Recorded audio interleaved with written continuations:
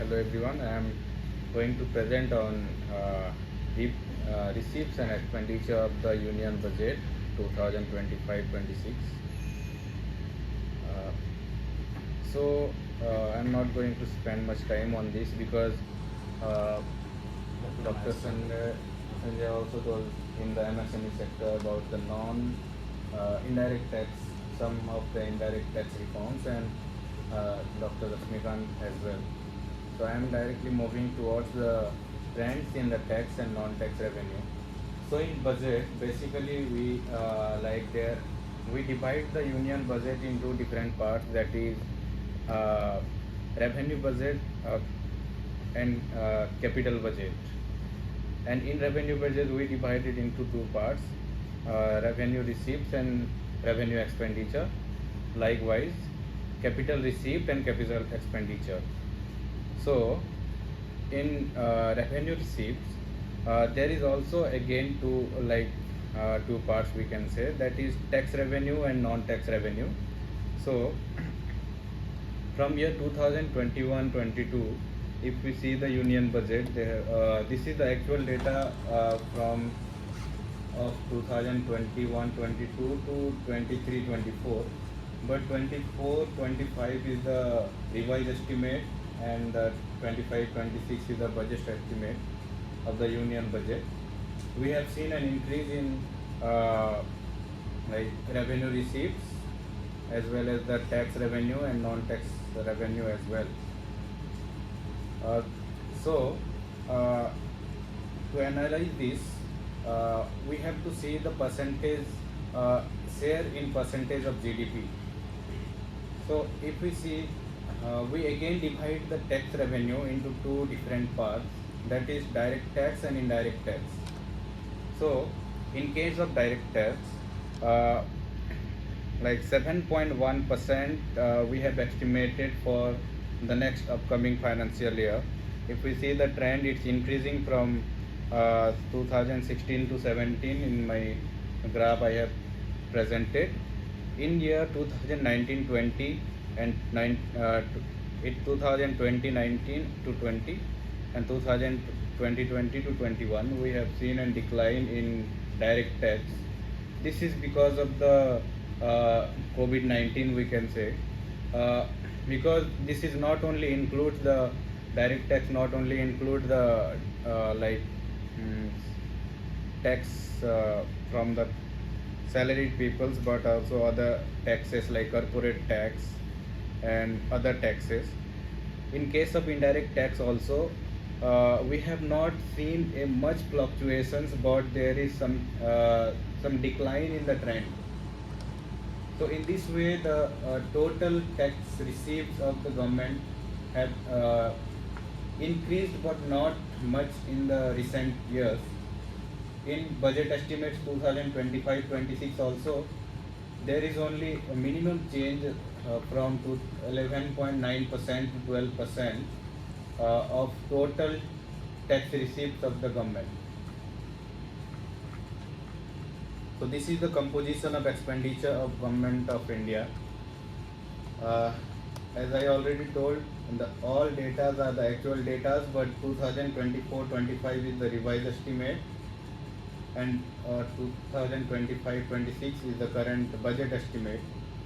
In that, we can see that the central sector schemes is consuming the largest proportion of the expenditure of the government, and the second one is the other sectors of expenditure, like we can say to different departments, and the third largest is the expenditures of sectors, which is 8.68%, which is increasing from 2016 to 2017.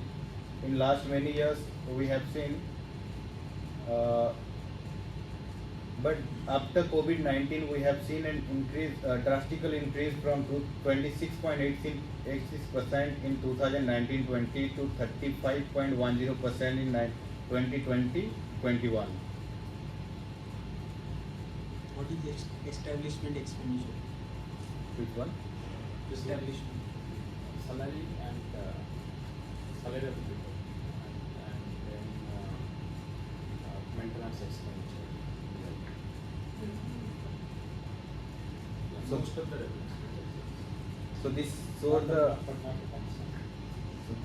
the Not established. proportion of GDP, proportion of capital expenditure, revenue and capital expenditure to GDP, and the total expenditure had decreased in the last 5 years. In 2020-21, we have seen an 17.7% of the total expenditure to the GDP, but in 2025-26 they have reduced it, and the budget estimate shows that it will be 14.2% of the total GDP of the country.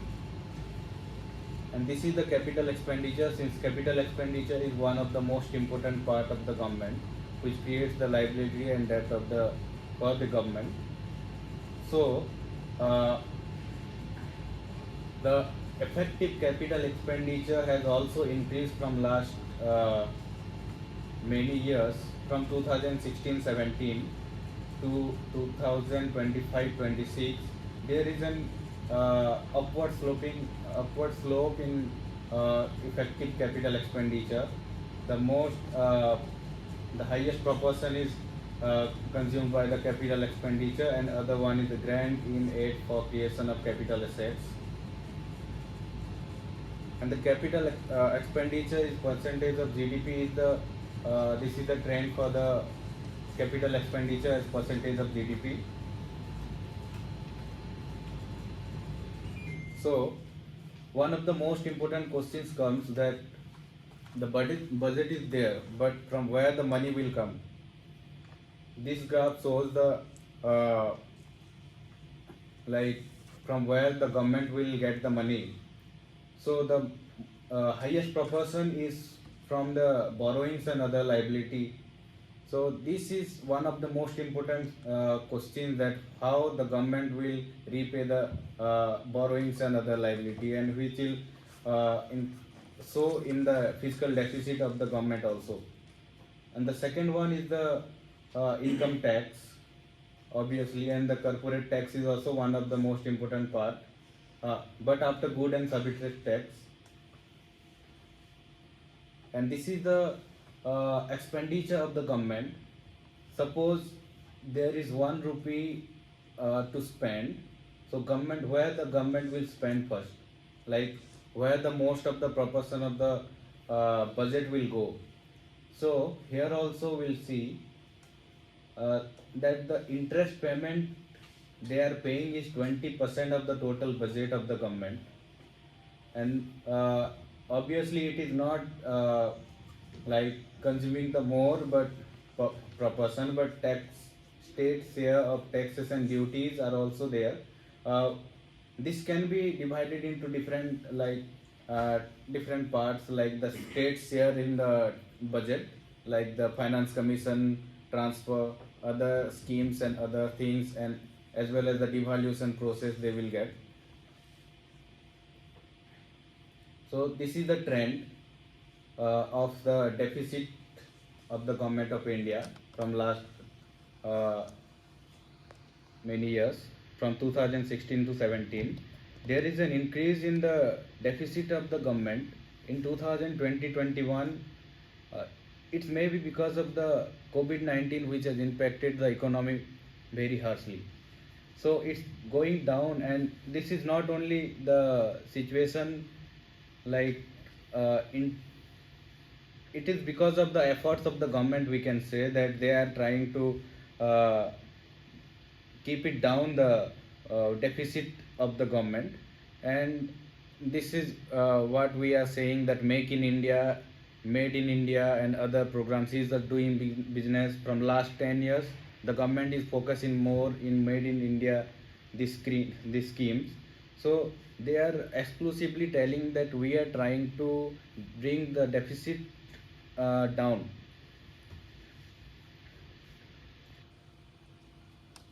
So from where the government will get the money to finance the deficit?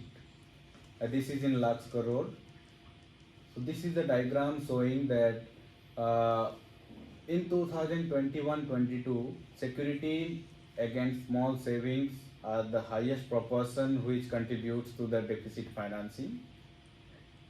In 2025-26, it's the proportion is like 3.4 lakh crore, but uh, the the market borrowings are also like taking a bigger place here, and they are actually more than 11 lakh crore.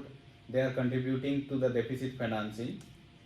In the year 2024-25, short-term borrowings, treasury bills, which is raised by RBI, right? It's going down to 1.2 lakh crore, but the overall scenario, if we see, the market borrowings are not so declining, but the other sources of financing are declining. So this is the graph for the net transfer to the states in lakh crore. So from 2016 to 2025, there is an upward sloping curve which represents that the government is continuously providing more and more funds to the states. I'm not talking about the individual state, but the all states of the government, all states of the country. It is now 25.60 lakh crore, which is the around the 50% of the union budget allocation. In 2000, if we see the current like COVID-19 time, which is 2019-20, we have seen a little downward sloping curve, that is 11.45% lakh crore budget allocation to the states. This is one of the biggest factors that COVID-19 have impacted all the sectors by that time. So everywhere we can see a downward sloping curve in this time. So this is the last graph, and this is the composition of transfer to the states and union territories. How the states will get the fund, in which way. The Finance Commission grants, schemes related to other transfers, and devaluations. Devaluations will be, there are two types, horizontal as well as the vertical. It is increased from 2023, it is also increasing from last 2-3 years. We can see the Finance Commission grants. Finance Commission will like recommend to spend this much amount of money to this state after seeing their financial situation, land cover area, geographical areas, and other performances. And scheme related to other transfer, it is now 10.05 lakh crore. In 2024-25, it is 8.61 lakh crore, and in 2023-24, it was 7.87 lakh crore. This is the actual data for the 2023-24. So I'm stopping here, and thank you so much, everyone.